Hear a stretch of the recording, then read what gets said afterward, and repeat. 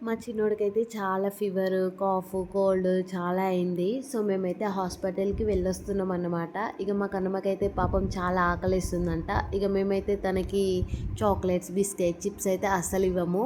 అవి ఇచ్చినా అందులో ఒక చాక్లెట్స్ అయితే చాలా ఇష్టంగా తింటుంది. కానీ అవి తిన్నదనుకోండి ఫుడ్ అస్సలు తీసుకోదు. ఇక మొన్న ఉగాదికైతే నేను పూర్ణాలు అదే బొబ్బట్లయితే చేయలేదు. వెజ్ చేయలేదు కాబట్టి ఇక్కడ మా కన్నమ్మతోటి మేము కూడా తినొచ్చు అనేసి ఒక 3 అయితే తీసుకున్నాము. వీళ్ళు లైవ్‌లో అయితే చేసిస్తున్నారు. పర్ పీస్ వచ్చేసి 20 రూపీస్ అయితే తీసుకున్నారు. ఇక మా కన్నమ్మ అయితే ఆటోలో రాంగనే ఒకటి ఆల్రెడీ ఏసేసింది కడుపుల. ఈ ఇంటికి రాంగానే చూడండి దాని డ్యాన్స్ ఎక్కడ ఇవ్వదో మా మమ్మీ అనేసి అట్లా డ్యాన్స్ ఏస్తుందనమాట. ఇచ్చే వరకు అట్లనే ఏస్తది. ఇదని కాదు దానికి ఇష్టమైంది ఏదైనా అట్లనే ఏస్తది.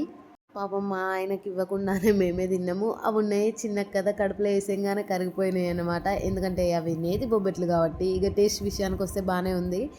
మా చిన్నోనికైతే ఇక్కడ నెప్లైజర్ పెడుతున్నాము. ఇంటికి వెళ్ళినాకైతే పెట్టమన్నారు. ఇక అక్కడైతే పెట్టించుకోలేదు. ఎందుకంటే అక్కడ ఎవరెవరికో పెడతారు. ఇక మా కన్నమ్మ పుట్టినప్పుడే మేము నెప్లైజర్ మిషన్ అయితే తీసుకున్నాము. ఎందుకంటే మా కన్నమ్మకు కూడా ఇట్లా చిన్నప్పుడు చాలానే ప్రాబ్లమ్స్ వచ్చినాయి. పాపం దానికి మార్నింగ్, ఈవినింగ్ నెప్లైజర్ పెట్టినందుకు 100 తీసుకునే వాళ్ళు. దానికి బదులు మేము మిషన్ తీసుకున్నది బెటర్ అనిపించింది.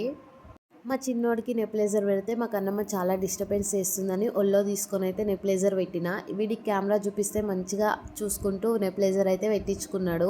పాపం నిన్న నైట్ నుంచి దగ్గి దగ్గి నిద్రే పోలేదు. ఇప్పుడు రిలీఫ్గా వాళ్ళ అక్కతోటి అయితే ఆడుకుంటుండు. వీడియో నచ్చితే లైక్ చేయండి.